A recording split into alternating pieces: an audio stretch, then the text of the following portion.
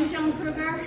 On behalf of the Mesa Chamber of Commerce Government Affairs Committee, it's a pleasure to welcome you to today's panel discussion focused on one of the most vital issues facing our region, water. We had a little today. Whether you're a policymaker, business leader, community advocate, or concerned resident, your presence here today speaks volumes about the importance of this topic. Water is not just a resource, it's the foundation of our economy, our environment, and our way of life. As we navigate the challenges of growth, sustainability, and climate resilience, conversations like this are essential. We're honored to be joined by a distinguished panel of experts today who bring deep knowledge and diverse perspectives to the table. Their insights will help us better understand the complexities of water management and explore innovative solutions for securing our future. A special thank you to our friends and sponsors, Central Arizona Project, often known as the CAP, and Salt River Project, you also know as SRP, for making this event possible. Your support enables us to host meaningful discussions that inform, inspire, and unite our community. We encourage everyone to engage in this topic. Together, we can shape a future where water remains abundant, accessible, and responsibly managed for generations to come. Now, it's my great pleasure to introduce our moderator for today's event. Elected in 2024, Mayor Freeman is a lifelong Mesa resident with a strong background in public service. He represented District 1 on the Mesa City Council from 2017 to 2024, always prioritizing the needs of Mesa's community. Thank you. As mayor, he focuses on elevating public safety, encouraging job growth through responsible economic development, and preserving the traditions and values that make Mesa a great place to live, work, and raise a family.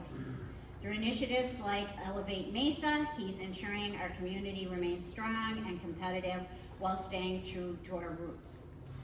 Thank you all again for being here. I want to especially recognize that we have some current and past elected officials here. We have Councilmember Jen Daniels. I'm from Gilbert. I'm sorry. Jen Duff. Where'd you go, Jen? I saw you.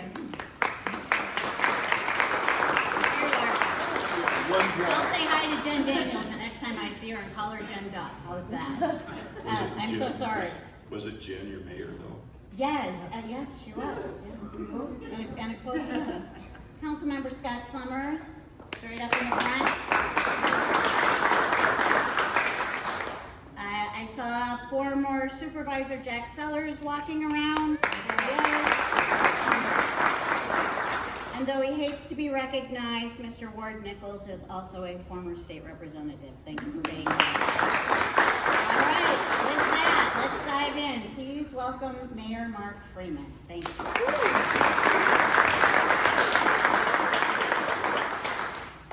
Thank you, Joan. Hopefully my voice isn't too froggy, but how many of you got rain last night or this morning? Well, you know, that's a winner for Arizona right now. I appreciate that. I woke up about 3 o'clock this morning to thunderstorms in our area north of Central Mesa, so I understand Maricopa got over 4 inches of rain. Is that what I heard down there?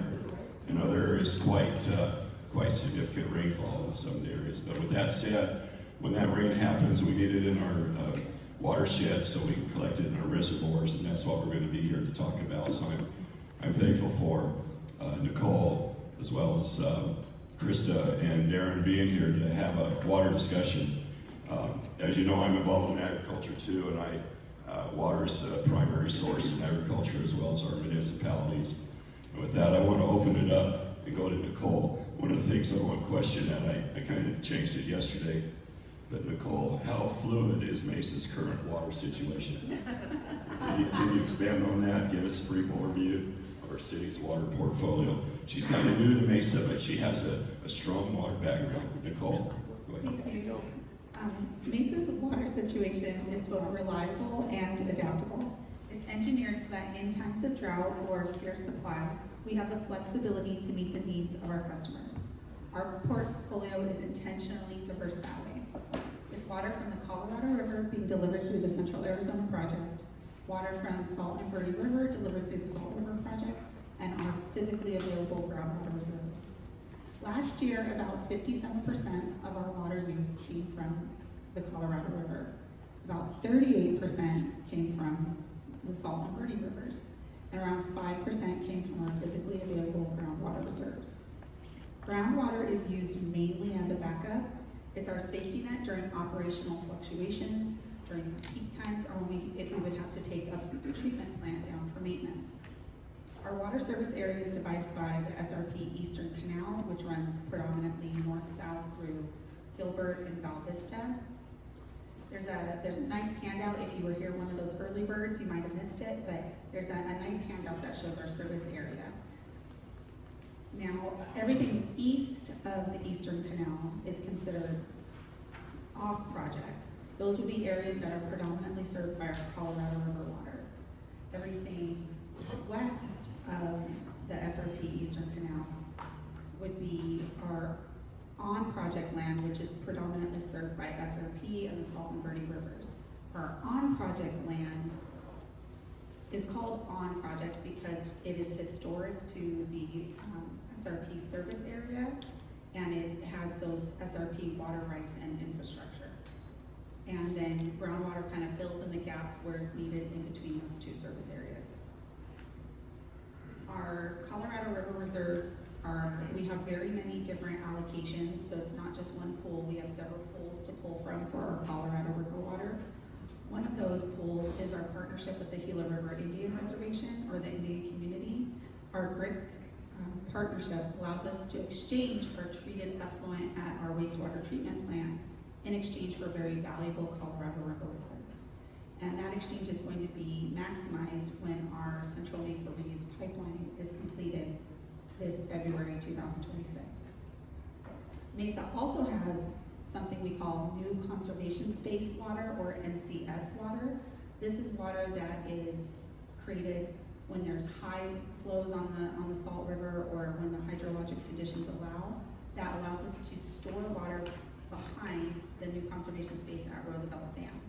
Now, while this water isn't available every year, when it is available, we pull it to supplement both on or off project use, and we can also store it in the ground for future groundwater use.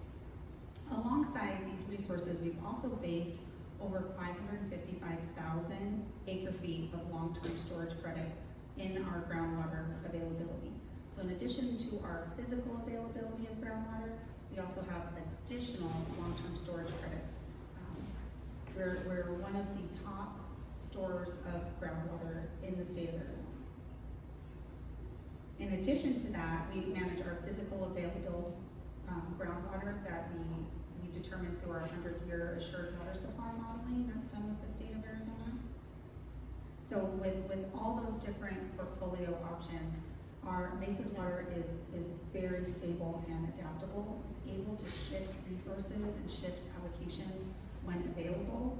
We try to optimize our available renewable water so that our community remains strong, and we're able to go on for the next 100 years and then in perpetuity. So we really design it for stable use so that we go on. In addition to the future and beyond. Thank you, Nicole. We're going to move on to, as well as what challenges are facing Mesa and Arizona today. So I'd like to start with Christa. Why don't we talk about those challenges facing not only the project, Arizona, and perhaps Mesa. It's a pleasure to be with you this morning. So in my area, I've got a group that works on the watershed. And so the watershed for SRP is 13,000 square miles in the mountains of Arizona. And that's where all of our water is collected, goes into our reservoirs. And so we do a lot of work to make sure that we understand the hydrology of our system, as well as the climate impacts. So we're doing a lot of research in conjunction with universities, ASU and U of A, to make sure that we understand what a hotter, drier climate impact will have on our watershed and the water that's produced. What we've found so far is actually encouraging. Even in a hotter, drier climate, the way that our watershed operates in terms of the time of year that we get runoff and the impact of a higher temperature will have a pretty modest impact, perhaps only reducing our water supply by 1 to 2%. But it'll have another impact, and that's likely to cause the wet years to be wetter and the dry years to be drier. And what what that means for us operationally is that storage is critical. The way our system currently works is we have more storage, so we can capture more water than we need to use in a year. So if our system is full, because we've had a really great winter, that's actually over 3 years worth of water. So if we didn't get any more rain or snow, we could operate off of what was in the reservoirs for 3 years. Luckily that doesn't happen, it still rains and snows, and it lasts even longer, but that's called carryover storage. So we don't use it all in 1 year, and that we kind of save it and use it in the subsequent years. In a future where the dry year might be drier and the wet year is going to be wetter, that storage is even more important. So that's something that we're paying a lot of attention to, and some projects we'll talk about later that are really highlighting the need to make sure that that storage is there and of sufficient size to capture those wet years.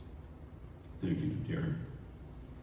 Well, before I respond, I want to just say thank you to the Chamber. These type of events where we educate each other about water, which is such an important issue for Arizona, is really needed and key. So we really appreciate the Chamber and the Mayor for hosting us.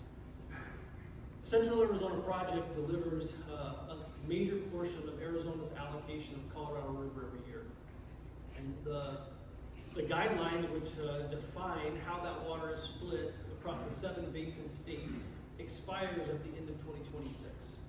And so those 7 states have been in significant negotiations, and that's probably the key issue that, or one of the key issues that the Central Arizona Project is focusing on. Within Arizona, Department of Water Resources is the governor's lead for those negotiations, but the Central Arizona Project is a key partner, providing technical expertise, and is involved in those negotiations. Today, those have been challenging negotiations. I think we all realize that the Colorado River is delivering less water than it once did. As Christa talked about, we're forecasting a drier and hotter future. And so that precious resource is being further constrained, and the difficulty in deciding how we subdivide that is becoming more important. Within Arizona, led again by the Department of Water Resources and CAP, we've developed what's called the Arizona Reconsultation Committee. And that committee is formed to evaluate and decide if Arizona is forced to take additional cuts in our water supply from the Colorado River, how will that be divided? Who will take cuts? What will be the programs in place?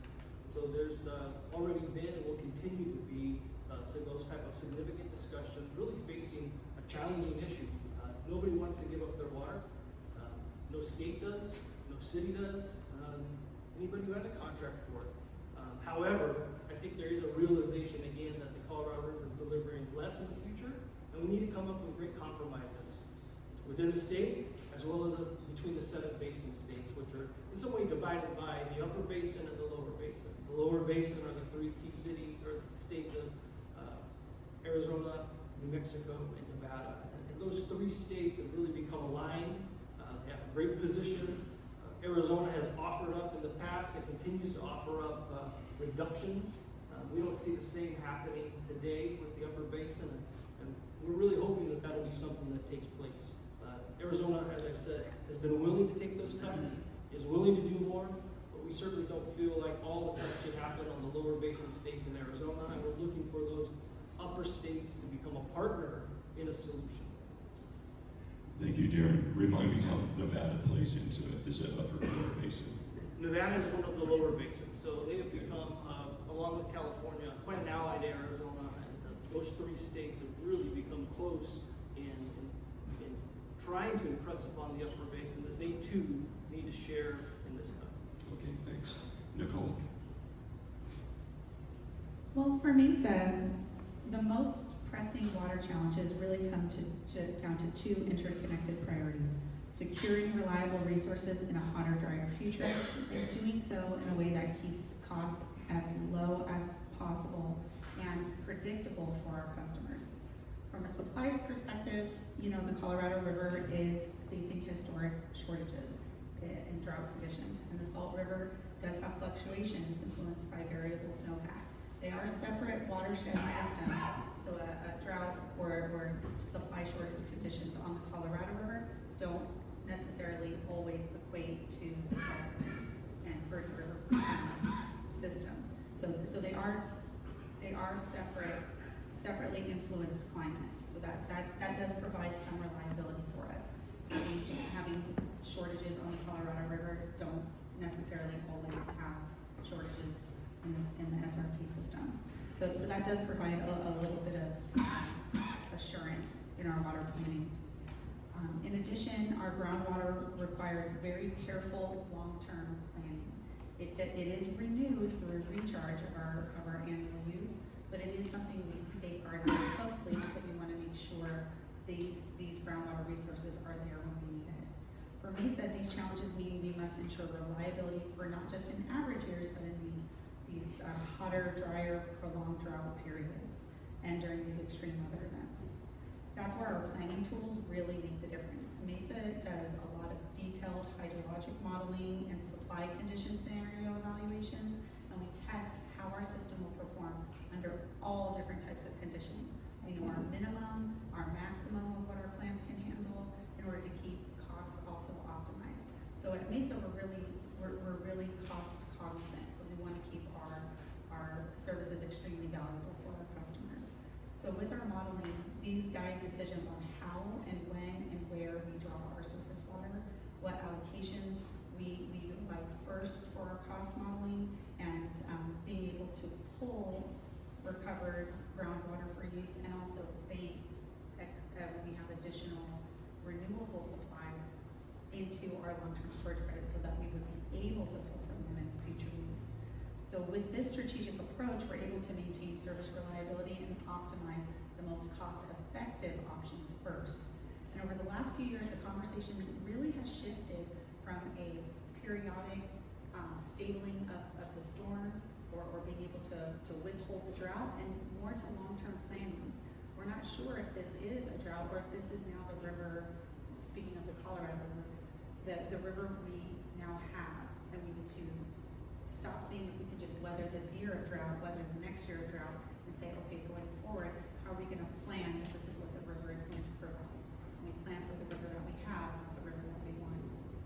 So with that, we've really shifted our planning to really include these long-term 5, 10, 20-year scenarios. And that's why we have one of the largest long-term storage credit banks in the state of Arizona.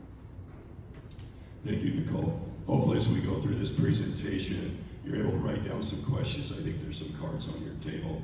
And so they'll be collected and then we'll answer them. So Kathy will collect those or we'll get it done. So with that, excuse me, Pat, let's talk about the long-term strategy for CAP, SRP, and the City of Mesa. And Darrin, we're going to start with you.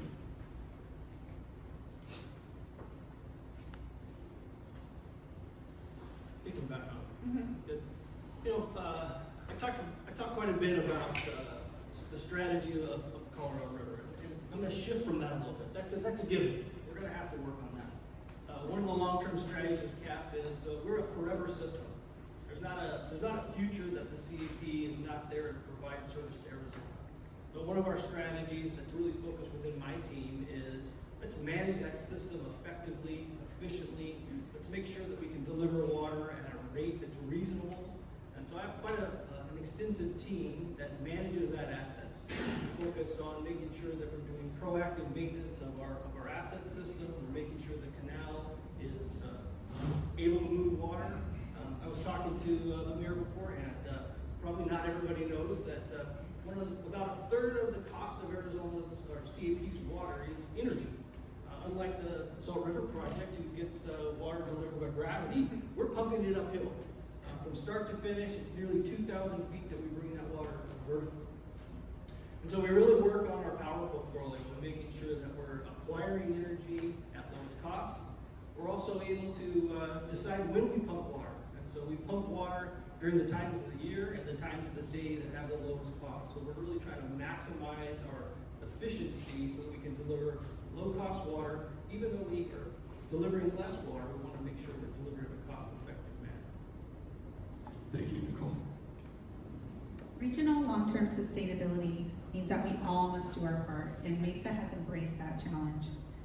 There have been multiple techniques to boost our long-term sustainability. However, 4 big ones come into play: Smart infrastructure, strong, innovative operations, strategic policy, and active partnerships. On the infrastructure and operational side, we've expanded our treatment capacity. We've enhanced our water treatment plants to be zero water waste. So we're not wasting any water in any of our bypass or filter washes. We're making sure we're putting every drop back into use, so you're not wasting any water through our water treatment plants. We have improved our distribution pipe performance to really minimize any type of leaks or breaks. Mesa has a very innovative acoustic leak technology, which I could probably talk a whole panel about all the innovations at Mesa, but it is truly amazing because with very minimally invasive operations, they're able to tell just from the sound water makes how healthy our pipes are and at what point in the future they potentially could break. And it really optimizes our replacement and condition assessment schedule. So that way we don't let a potential leak turn into a break. And this really has minimized our water loss. We're one of the most water forward water losses in the Phoenix active management area. We're at 6% with our eyes on the prize of less than 4%. And that's far less than the 10% average or the 10% requirement for the state of Arizona and the 16% national average. So Mesa has really been innovative on the operation and infrastructure side. In addition, we have a large water user ordinance that has really provided the framework and safeguards to ensure any potential business coming in that would potentially use a large amount of water. They go through a very sustainable service review process to make sure we have really identified and evaluated what their impact is going to be to our community. In addition, our partnerships are critically equal. Mesa is very water forward with our partnerships. We work very closely with CAP and SRP with strategic planning and shortage supply. With the city of Phoenix, they're our valued partner in the Val Vista water treatment plant. That is where our salt and Verde rivers flow come from. It's the Val Vista plant on the north side of Mesa, and that's our partnership with Phoenix, and so we both co-own the treatment plant. Phoenix operates it, and we work together to make sure we keep operational costs extremely low. In addition, we have our partnership with the Gila River Indian community that is allowing us to really be resilient in these Colorado River times of fluctuations. And then we also have our partnership at the 91st Avenue plant. Also, we call it the SHROG, the Sub-Regional Operation Group. And with there, we work with Scottsdale, Tempe, Phoenix, Glendale, and I can't remember the last one. Scottsdale, Tempe, Mesa, Phoenix, Glendale, and that's it. Chandler is part of our new conservation space water, but they have opted out of the SHROG group, so it is the 5 cities. And then with that partners well with our partnership at the Greenfield plant, which we partner with the town of Queen Creek and Gilbert to run that water treatment plant. So we all own the treatment plant, but we work together to operate it. And that way we're able to maximize our effluent and operations. That way we can have more water coming in. And then also we're very active with the Arizona Municipal Water Users Association. This is a group of 10 major valley cities in the Phoenix AMA, and we leverage this partnership, and we're able to advocate for sound state and federal policy, share expertise, and coordinate our regional conservation and demand management programs, and we're able to kind of align and share best management practices so that we're all really efficiently utilizing and maximizing our resources. So with this combination, it has really put Mesa in a great position in terms of regional sustainability. Thank you, Nicole. Christa? Project that I would like to highlight is our Verde River sedimentation mitigation project. I mentioned earlier the importance of water storage. And so we have existing reservoirs on the Verde River. Horseshoe is the upstream dam, and then Bartlett is the downstream dam. And we're experiencing significant impact to our ability to store water at Horseshoe because of sedimentation. If you've ever kayaked the Verde River, you can see that it carries a lot of dirt. And so when that sediment comes into the lake, and then the water is still, all that sediment falls out. And so we've lost close to a third of the capacity to store water at Horseshoe. And it's just going to continue into the future. So we've begun a project, this is also a key partnership, where we are partnered with CAP, Mesa, and 21 other entities to look at what we could do to address the sedimentation problem. And so we are beginning the NEPA process, the environmental permitting process, to assess those options. Those options include actually physically removing the sediment through a dredge operation. But there's also a potential project where we would make the downstream dam, Bartlett, a larger reservoir to reclaim the capacity that we've lost at Horseshoe. And then in the future, you would operate Horseshoe as kind of a sediment trap, and that would protect Bartlett from getting that sediment. And so that's one of the alternatives that's being evaluated during the environmental process. But one of the advantages of that option is not only would we reclaim the lost capacity, the capacity that's been lost to sedimentation, but we'd have the opportunity to build the dam even larger. If you remember a couple of years ago, there was a lot of water flowing in the normally dry Salt River. And that was because our reservoirs were full. We had such a wet winter that we couldn't hold any more water. And much of that supply was coming off of the Verde River, where our storage is kind of undersized for how much water can come off of the Verde River in a wet year. And so the idea would be that by building the dam even larger, you could capture that water. The benefit is that that water supply would then be available to the partners that are part of building the dam. And it can be used anywhere. Nicole mentioned earlier kind of on project, so within SRP's boundaries, our water rights are tied to that area. This water would not be tied in that fashion, so it could be used anywhere that the partners needed it to be used. So it's a source of a potential new supply if we're able to navigate the permitting and funding process. Yeah, thank you. Just to add to that, I think that wet year 3 years ago, we lost 400,000 acre feet of water that came down through the Verde. And so that water could have been captured behind a higher dam. But that's the importance of Bartlett in the future. What I like about is the collaboration between all three entities. Maybe you could expand on your collaboration, Christa. We'll start with you, and then CAP, and then Mesa. Nicole mentioned the Arizona Municipal Water Users Association. Those 10 members are our 10 valley cities that SRP delivers water to. And so those are our key partnerships. SRP was originally only served water to farmers. That was our purpose for being created, was to create a dependable water supply to support farming in the valley. But as that land urbanized, we needed to develop relationships with the valley cities because, as we mentioned, the water rights are tied to the land. So even if you're not farming that land is still entitled to receive water from SRP. But they probably don't want untreated water at their house, so we work with the cities. And now much of our water is delivered to city water treatment plants. They in partnership, they treat it and they deliver it to you as your potable water. And so we have to work very closely with them, not only for planning purposes, so we give them forecasts of how much water will be available, but we work with them on a daily basis to ensure that our delivery to them meets their demands and they're able to meet customer demands. So that's a very practical way that we partner. But we have a number of kind of longer range projects, like the Verde sedimentation project, but we have some other infrastructure projects that we're looking at that require partnership. You'll find that water, it's complicated, it's expensive, it's long-ranging, so you gotta work, something that will come to fruition, beyond your career. You gotta start now, and that all requires collaboration. Okay, great. Darrin? Yeah, if you walk away from this with one key would be that Arizona Water really is a collaboration. There isn't one entity that does it themselves. We all work well together. We're linked. We're thinking of ways to further link our infrastructure, which maybe something we'll talk about a little bit later. And at CAP, we see some of the same partners that have been discussed. So certainly SRP, Mesa, cities, agriculture, Department of Water Resources. Nicole already mentioned AMWA, the Arizona Municipal Water Users Association.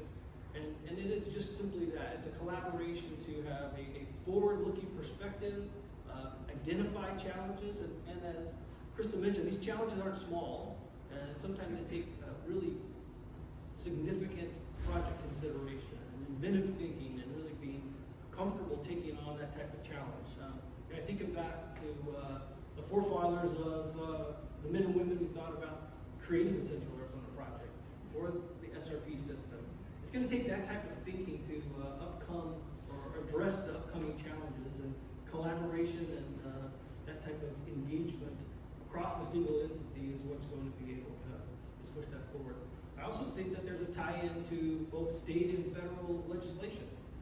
So I think that's a role that we all play, is to advocate for good water decisions, and I think that's also a role that us as citizens can each play to make sure that our state legislature understands the water challenges, are making good decisions, and the same thing with our federal legislation. I think it's a role that we can all play. Thank you.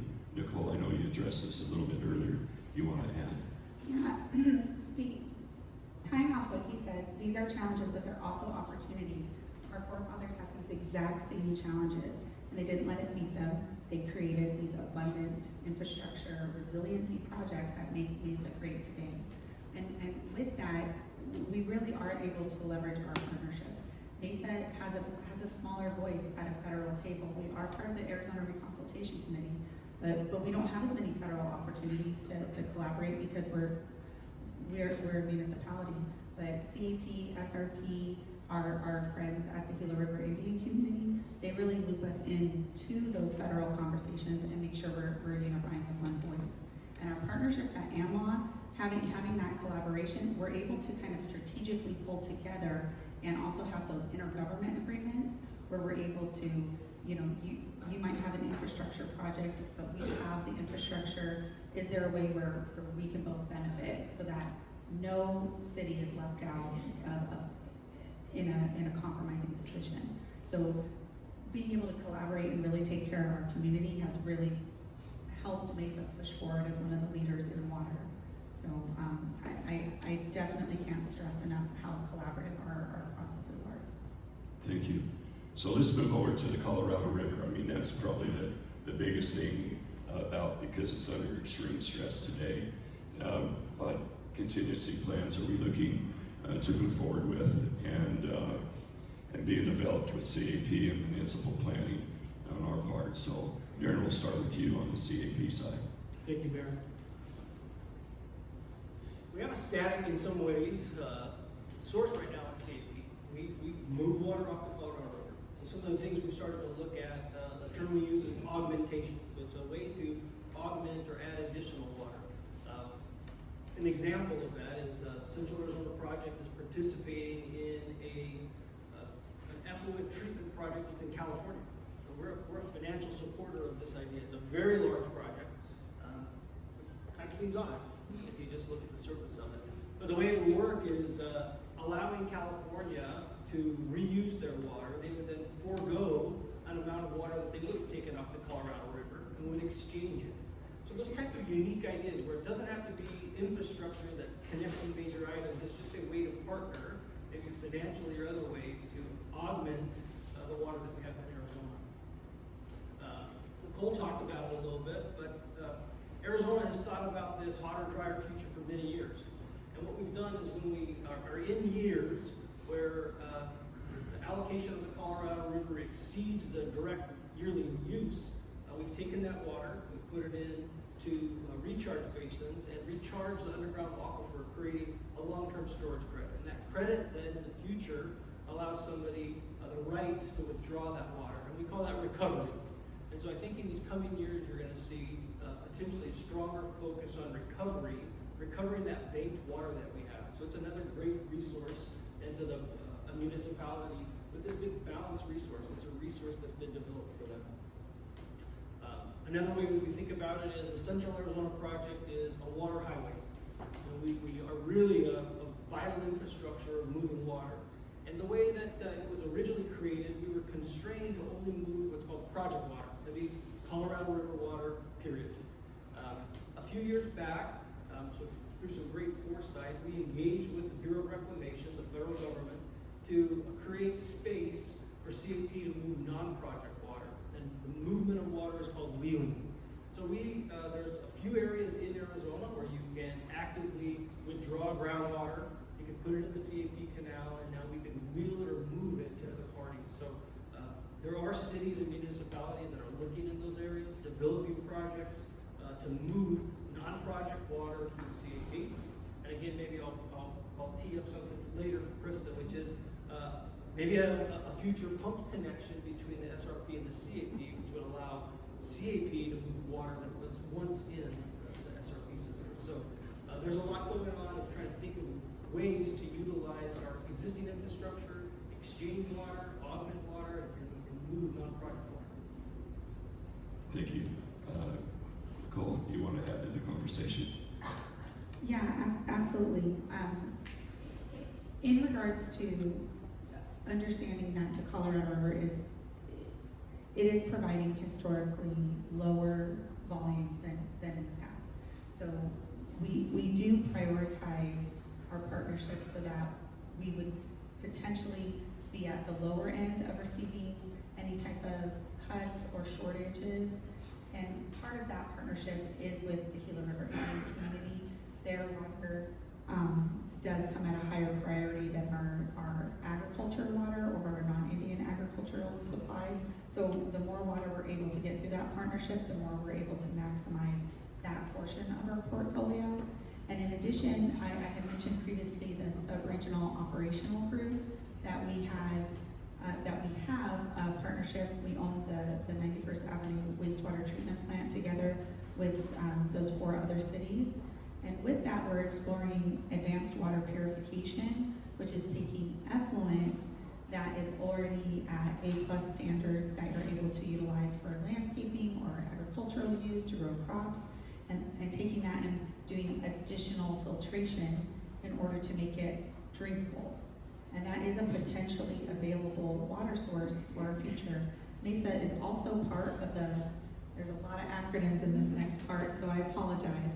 But Mesa is also part of the Water Infrastructure Finance Authority, commonly known as WIFA, Long-Term Water Augmentation Fund, Off-Taker Advisory Group. What that basically means is the state of Arizona, through the Water Infrastructure Finance Authority, is evaluating projects that are going to bring water into Arizona. One of those options, there's been talk about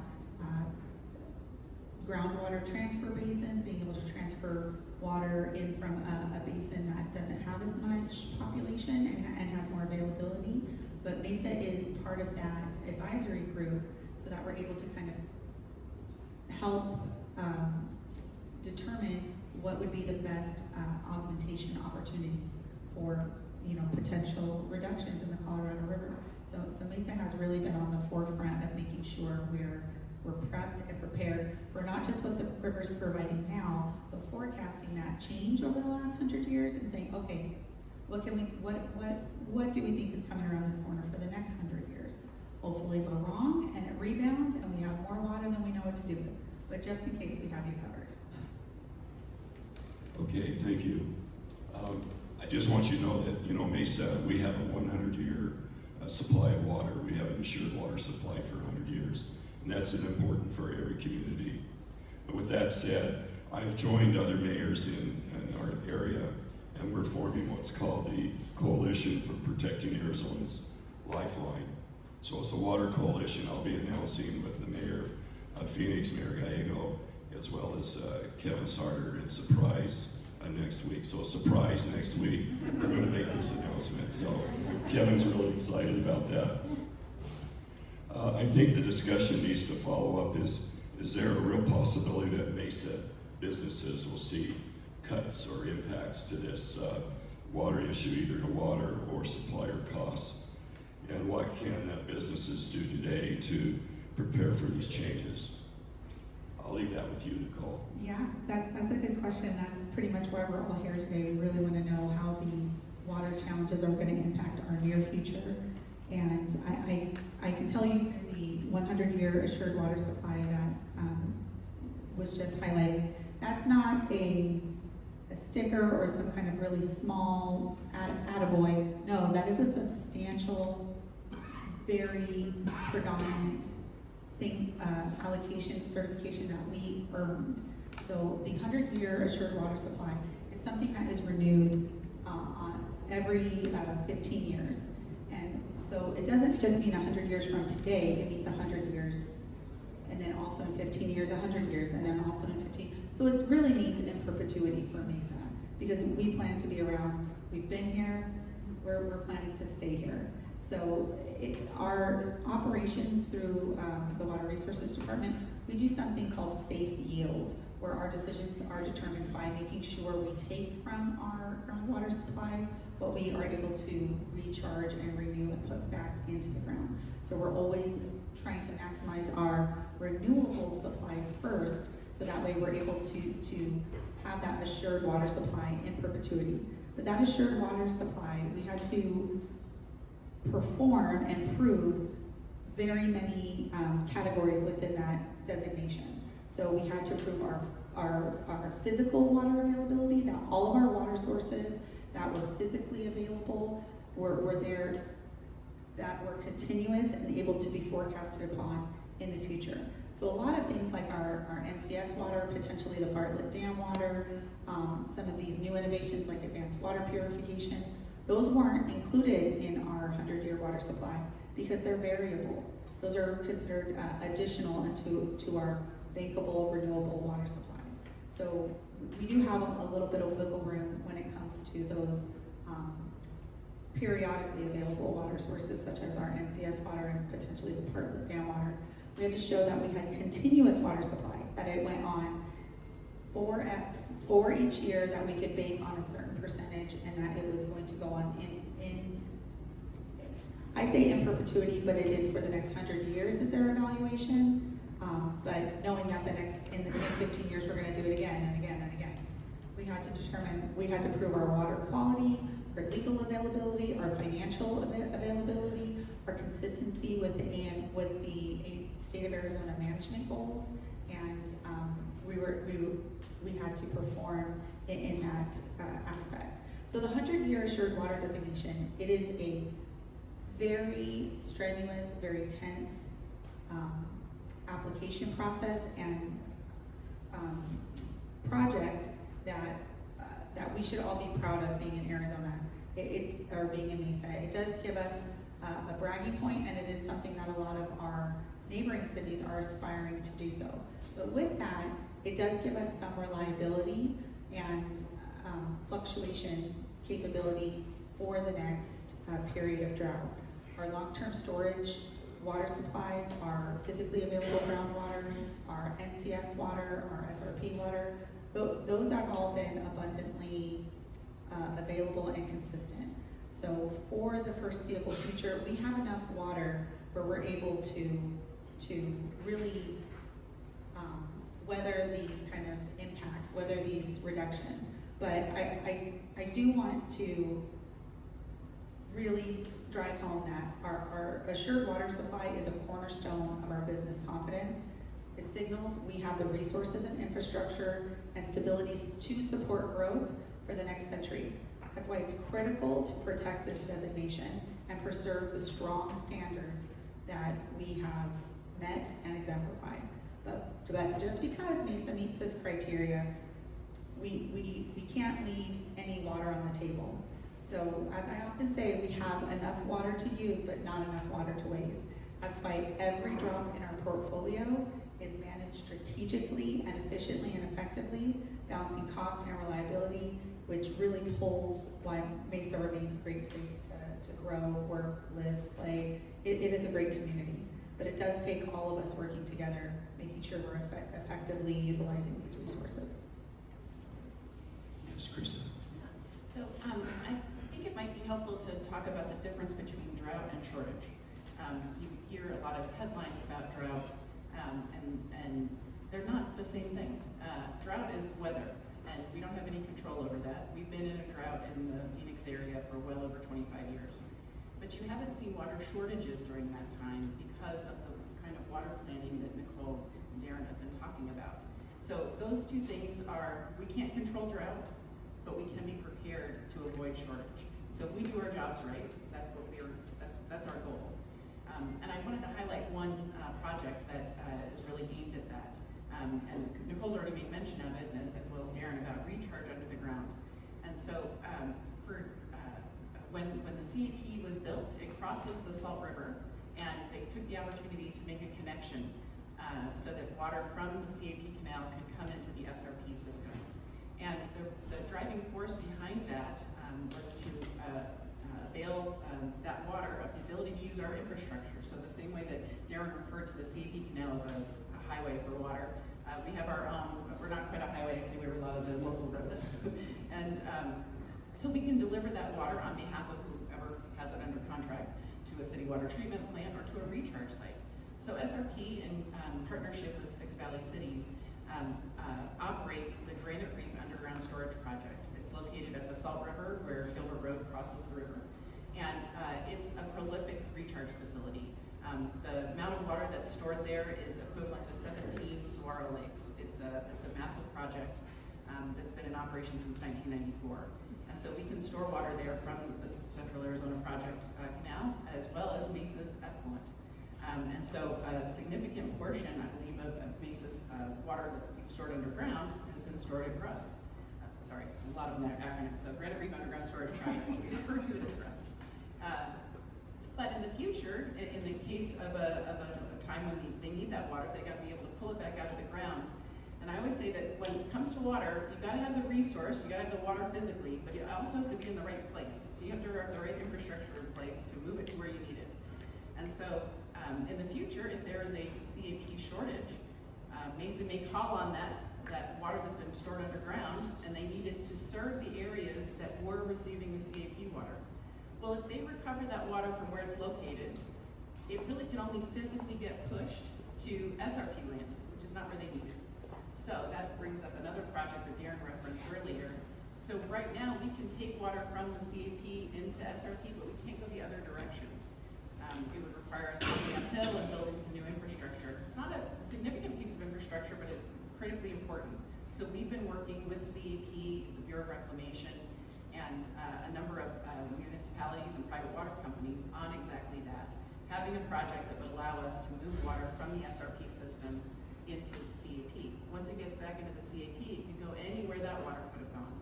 And so that's the conduit that would allow water that's been stored underground within SRP's area to move to where it's needed during a Colorado River shortage. And that's a critical piece of infrastructure that will be necessary to make sure a drought doesn't result in shortage. Thank you. So this question is for all the panelists. We often talk about water conservation tactics, but this is bigger. What innovations or policy shifts do you see in demand management? We're reducing overall water use across systems, industries, and municipalities. And we can talk about examples like tech, zoning ordinances, and reuse. I'm sure data centers might be a part of that conversation, what has been done. Nicole, let's start with you this time on this question, and we'll end with Christa. Absolutely. You mentioned data centers. That's always a fun conversation. Now, I wish I could go into specifics, but we do protect all of our customers' privacy, and that also includes each one of you.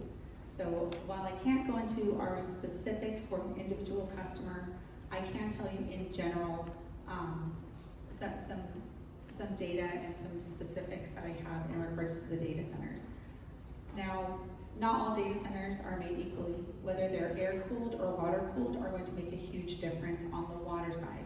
On the energy side, that's a different conversation. But on the water side,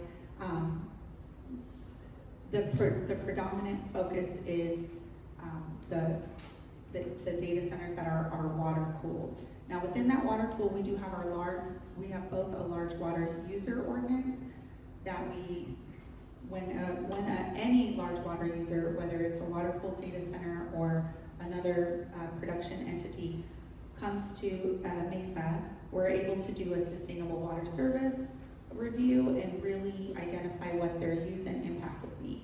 And in addition to that, we also have a data center ordinance that is handled through our planning and development that has also helped to kind of limit some of those impacts to the system.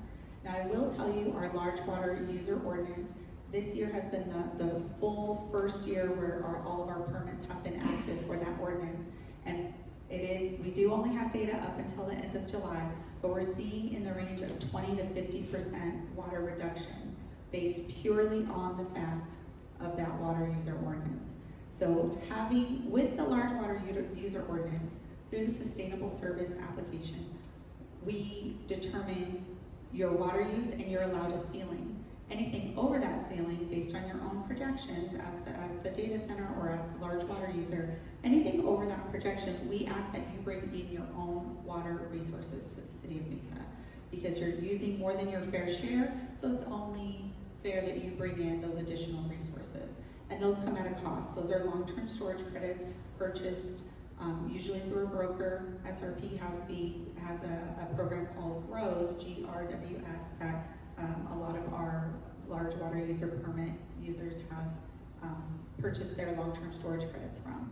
But that simple fact of having to purchase your own water has really helped our customers keep that in mind and keep the cost of water in their daily operations, which has so far really resulted in both water use reductions from their previous year's usage and from their forecasted permitted usage. So we're seeing a large water savings across the board with our large water user ordinance.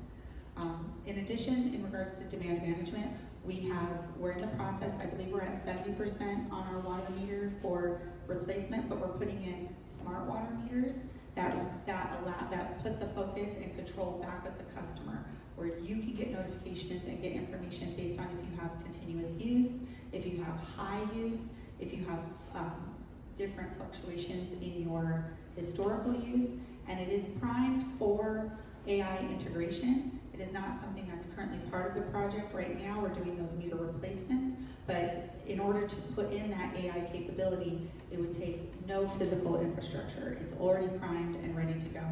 And I did talk earlier about our operations team, and there's a lot of other water innovations they've done to really minimize the use of water in our maintenance operations. And then in addition, for Mesa Water Stewardship, as part of our climate action plan, we built into everything we do, from replacing non-functional turf at over 50 parks and basins, installing water-saving equipment at city facilities, and using tools like water fluence and AMI to actively track and manage our water use. AMI is what we call smart meters. It's advanced metering infrastructure. We also invest in programs like Grass to Zeroscape, incentives for our residents and businesses.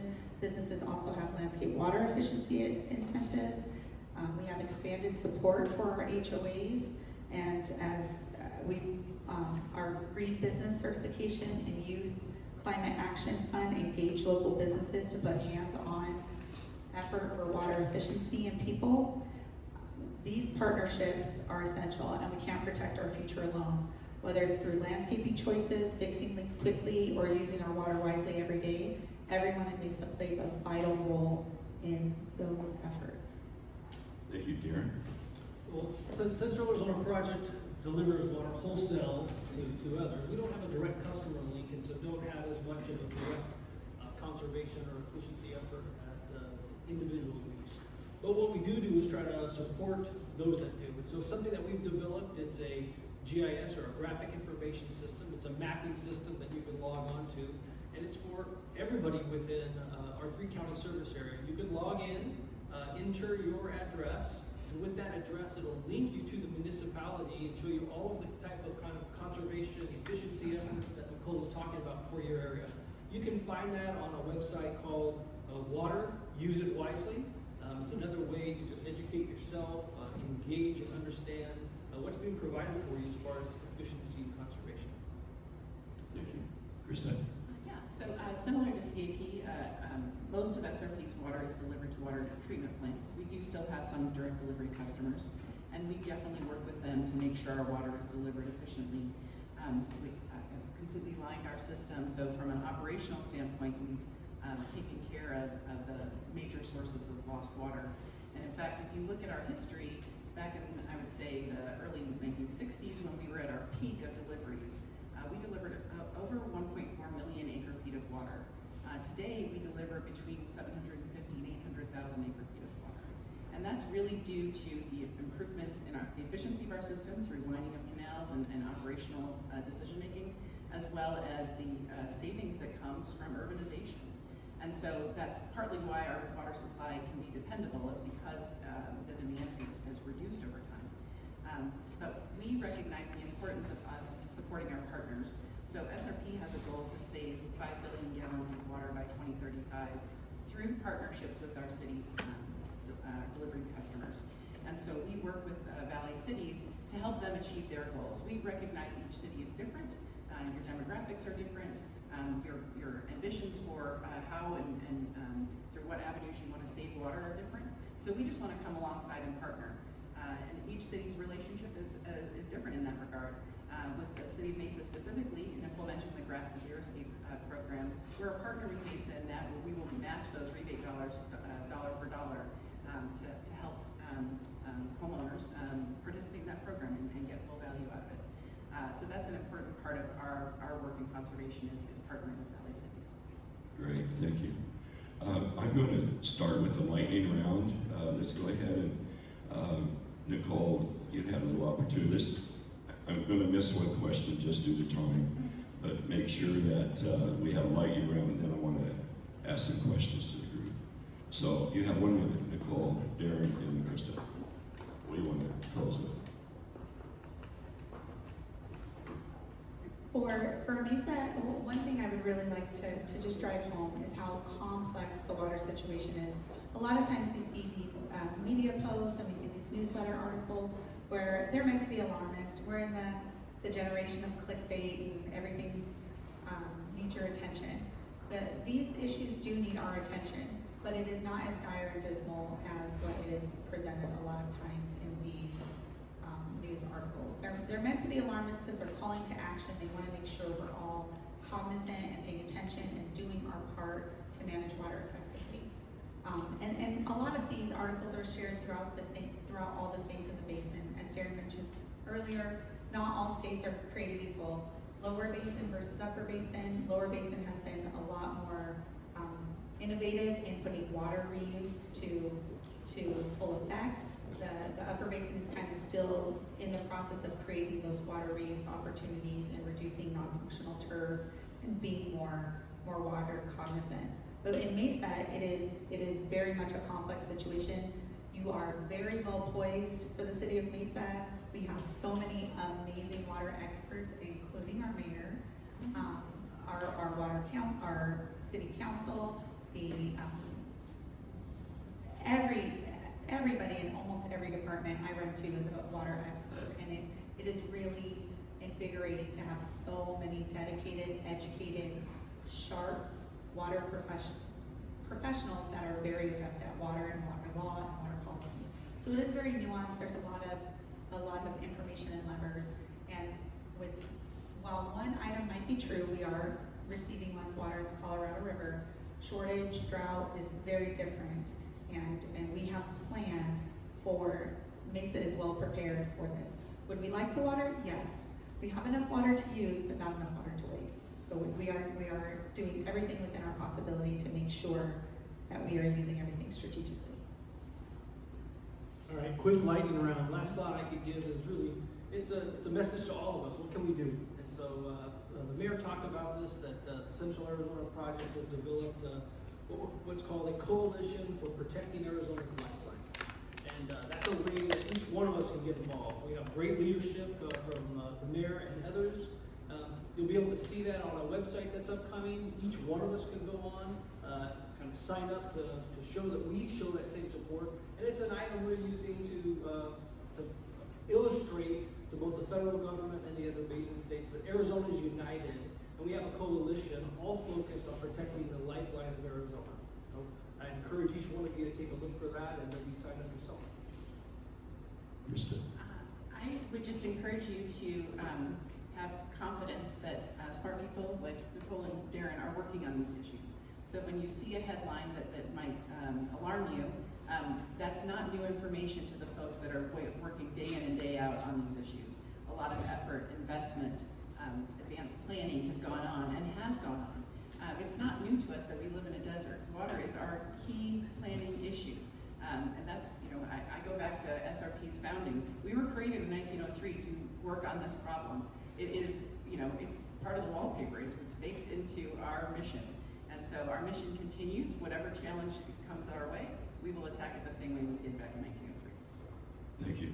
Okay, I'm going to ask some questions here, and whoever's appropriate to answer. The first one is, are storage credits actual wet water? And what is meant by credits? I would love to take this one, if that's okay. So, long-term storage credits, they're commonly referred to, like on your handout, it's LTSC. So a long-term storage credit is where we do take physical wet water and we store it underground through a permitted aquifer recharge, and it's a very long process, and the state of Arizona verifies and that the water you're putting into the ground is going to be able to pull back up. Christa had mentioned the Granite Reef Underground Storage Project. We call it GRUSP, G-R-U-S-P. And at GRUSP, Mesa has stored almost 100,000 acre feet, and 1 acre feet is 851 gallons of water. So we have stored almost 100,000 acre feet in that facility. Mesa has a few Mesa-owned recharge facilities that we have also put water in, and then we have a few other groundwater saving facilities in our service area. Now, right now, if you were to ask me to materialize this, it would be on paper. So it is a water accounting, but that water sits very safely below us in the aquifer, and I can pull it out in one of our very many drinking water wells. We have over 40 drinking water wells. We have more currently being, I think we have 6 or 7 right now currently in development. They're more on the southeastern portion of our service area, but I can pull water at any point from those groundwater wells and tap it through to your sink, and it can come out with your faucet. So if you were to ask me to materialize that over 555,000 acre feet total, it's a lot of water. I couldn't materialize it right now. I don't have it sitting in a reservoir that we can go boat on, but I do have it sitting below our feet that we can easily pull from. So that answers both yes and no. I like to say that our reservoirs are lakes. They're like the checking account. Water comes in, water goes out on a daily basis. The water under the ground, that's a savings account. You're putting it into, you're depositing for the long term, but it's there. It is liquid. It's a liquid asset you can get to. And for example, Mesa uses approximately 90,000 acre feet water per year. And then you just heard 56% of that water is cap water off project, and then the balance is through the SRP, as well as Mesa-owned wells and storage water. Okay, the next question is, where can we find information on how businesses can save water? Nicole, I think that might be. Yeah, I would love to. Well, SRP too. Yeah. I mean, that's what you do. You advertise. Darrin had mentioned earlier in a comment, water use it wisely. Now, water use it wisely is a collaboration of a lot of different cities, entities, water companies, but fun fact, Mesa actually owns the creative of water use it wisely and was integral in creating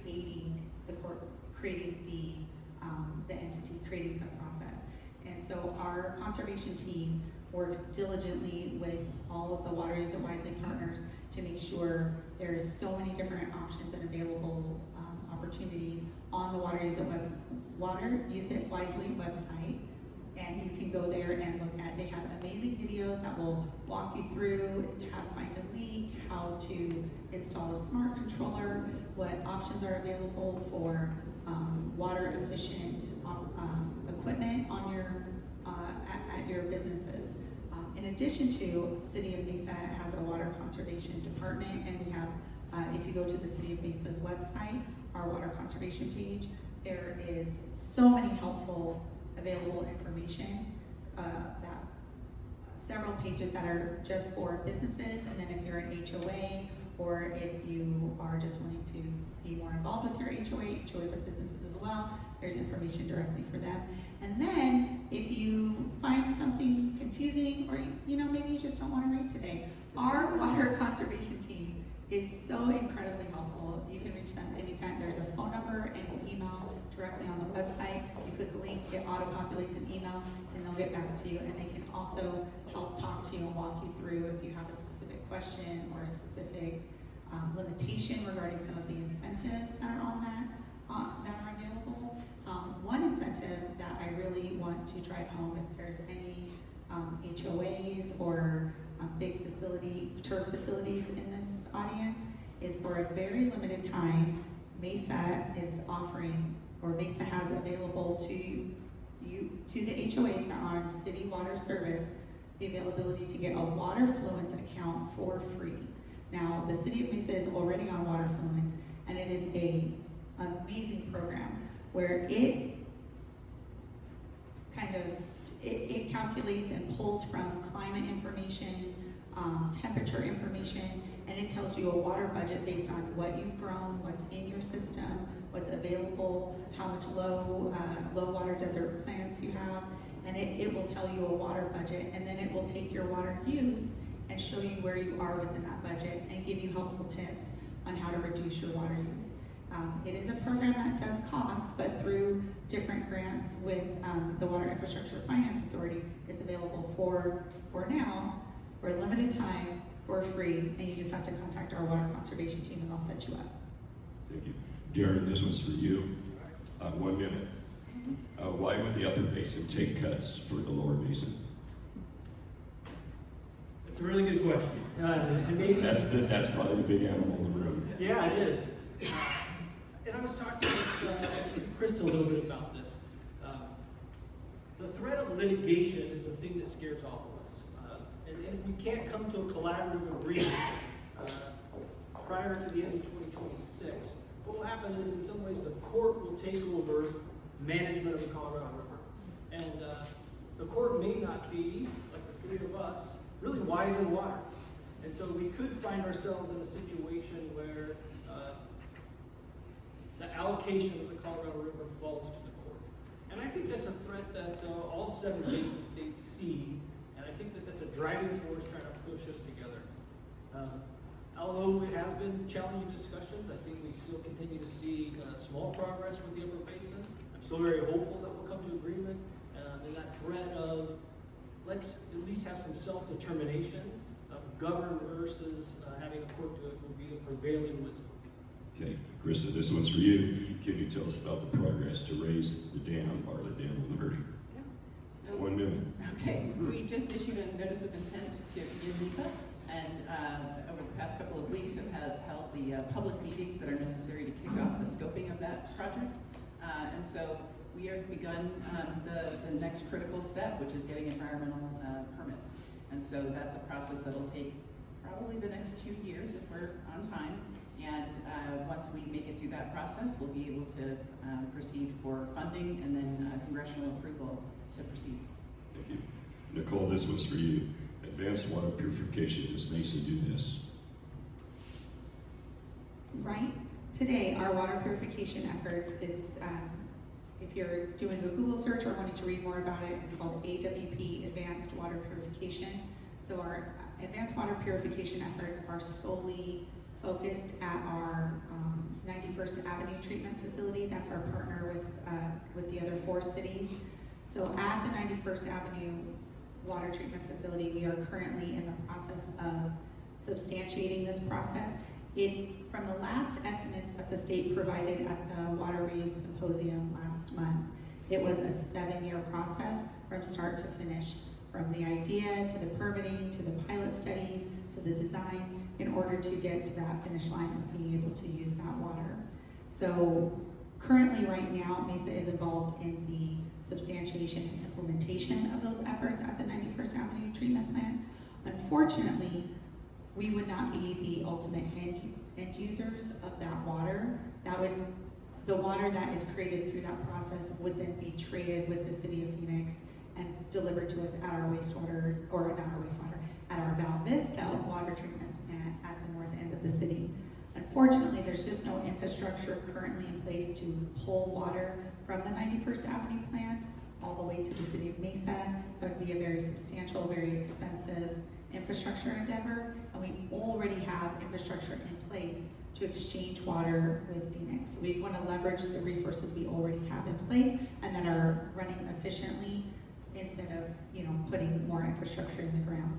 So yes, we are currently doing advanced water treatment purification, but that doing is more in the collaborative space where we're going through the permitting process for our 91st Avenue plant. Okay, thank you. I'll answer this one. Fluent water exchange with California. We're not doing that with Mesa. As you heard, we're taking all of our affluent water, and we have an agreement with the Gila River Indian community for 95 years, and we are building the Central Mesa reuse pipeline, and it will give their water, our fluent water, to the Gila River Indian community in exchange for their priority water as the Indian community. So we have a long-term lease with them. It's about, Scott, how many? 7,000 acre feet?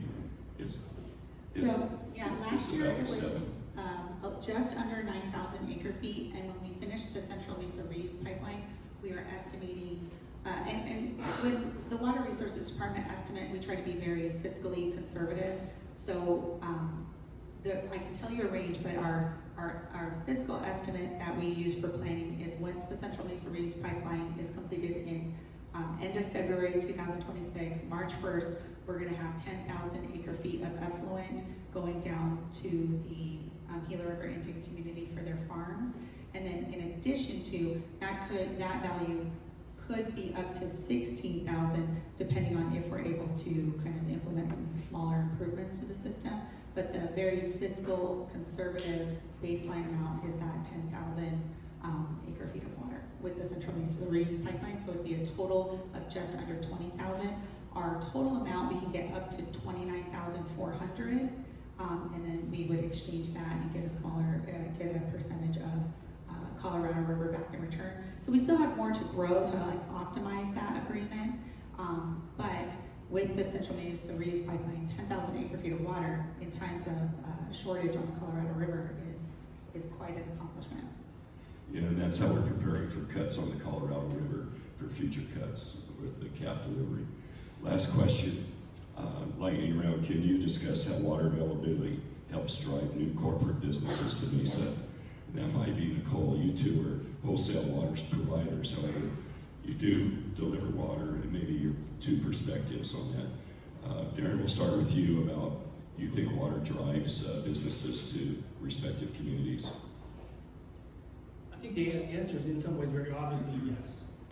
We live in Arizona, and water is certainly that precious resource. So I think as water managers, as we're able to communicate and show that even despite news, despite some shortage conditions, we still have a very viable portfolio in Arizona. And I think as businesses see that and see the type of management we've displayed here, they see this as a great place to expand their business. So I think the answer is yes. And I think it takes the type of collaboration and communication you've seen today to make them feel comfortable. Yeah, I think when it comes to business, one thing that we can be proud of is our assured water supply program that's already been talked about. It requires us to ask the question, do we have enough water before we allow the growth to happen? So we make that investment. When you look at SRP's water supply, being able to convert from agricultural use to urban use, that was a key feature of the boom in the economy of the valley because the water resource was already secured. And so when businesses arrived, the water was already here. And it's that advanced investment that makes that possible. Thank you. Nicole? Touching a little bit on Christa's mention of the assured water supply, when we go through that process, it's not based on our water use today, it's based on our water use for the next 100 years. So we look at build out. So when the state comes through and says, yes, you have enough renewable, rechargeable water source supplies for the next 100 years, they're saying at build out. So we have the water, we have it, and we want to put it to good use with our business community. So I really hope that our voice is heard through these headlines. Should we be concerned? Absolutely yes, but it's not going to keep us from growing. We have quite a substantial, reliable, resilient water supply, and we're fully prepared for any challenges that any type of drought or supply shortage condition can bring to us. We have enough water, and we have more than enough water. We have enough water to use, but not enough water to waste. But part of that use is making sure we're providing a welcoming space for business development. So we please encourage these conversations. Please keep bringing business to Mesa. It's one of the many elements that makes Mesa a great place. Thank you. I hope you learned something this morning, and thanks for your being here. I just want you to know our council is very cognizant of the fact of how water plays an important component in our community, and we look at this every few months on how water costs, utility costs. In fact, we're going to start having a conversation about utility costs in the city of Mesa. Water is probably a primary one that we have to look at. So with that, I think we've got great insights from our panelists. Let's give them a round of applause and thank them for all they do.